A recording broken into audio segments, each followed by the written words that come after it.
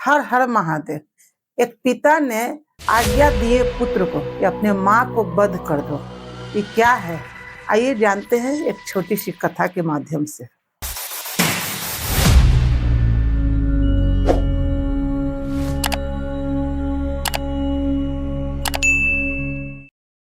एक हिमालय के तलहटी में एक छोटी सी आश्रम में ऋषि जमदग्नि रहते थे अपने परिवार के साथ। उनका पत्नी के नाम था रेणुका। उनका 5 पुत्र थे। छोटे वाले पुत्र के नाम था परशुराम जी।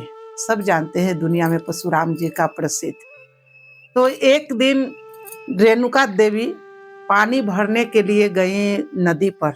इतना तपस्विनी थी, इतना तपोबल की मूर्ति थी कि बिना घड़ा के पानी नदी से लेकर आती थी।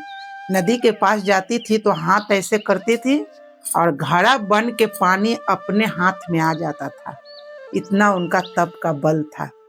एक दिन जब पानी लाने गए तो वहां पर एक गंधर्व पति पत्नी उस नदी में क्रीड़ा कर रहे थे। उनको देख के उनको क्षण भर के लिए मन विचलित हुआ। पानी जैसे लिए, पानी वो फूट कर बिखर गया। बार बार उसी तरह से ले, उसी तरह से बिखर जाए, उसी तरह से ले, बिखर जाए। आश्रम आने में उनको थोड़ा सा देर हो गया। जब आश्रम में आई तो जमदग्नि ऋषि उनसे कुछ नहीं पूछे, सवाल न जवाब, बस अपनी दिव्य दृष्टि से देखे कि इनका मन भटक गया है। काम वासना में थोड़ा सा मन इनका चला गया है। इसी से इनका तपस्या भंग हो गया। अब अपने पुत्र को, चारों पुत्र को आज्ञा दिए कि अपना माँ को वध कर दो।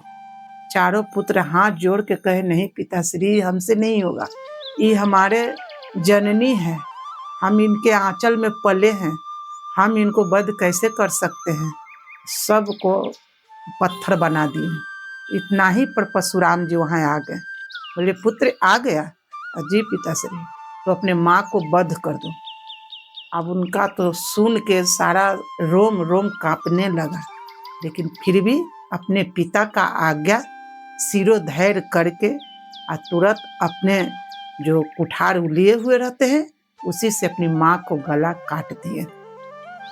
जब थरथरा के वो बैठ गए तो जमदग्नि ऋषि खुश हुए। बोले, पुत्र वरदान मांगो, हम बहुत प्रसन्न हैं तुम्हारे भक्ति से।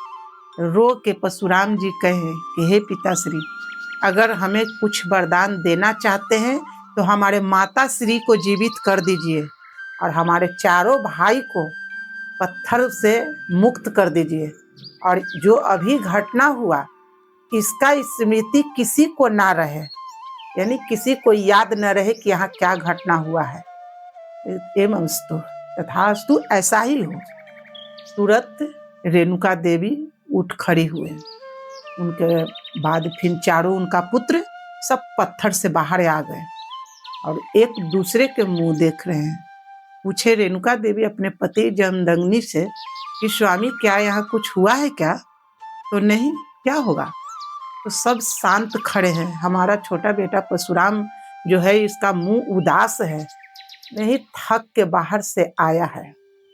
एक पिता के आज्ञा और एक पुत्र के माँ के प्रति ममता, ये दोनों के बीच में परशुराम जी अपने पिता को आज्ञा को चुने।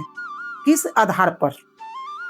इस आधार पर जिसके जीवन में भक्ति, समर्पण और विश्वास है वो कभी हार नहीं सकता है। हमारा कथा का यही उद्देश्य है कि जो कहता है कि हम हार चुके हैं, हारिए मत। जीवन मिला है हारने के लिए नहीं, जीवन मिला है संघर्ष करने के लिए, लड़ने के लिए, कुछ कर गुजरने के लिए। हमारा वीडियो आज का यहीं तक था। हमारा वीडियो अगर अच्छा लगे तो हमें कमेंट करें, लाइक करें, सब्सक्राइब करें। हर हर महादेव।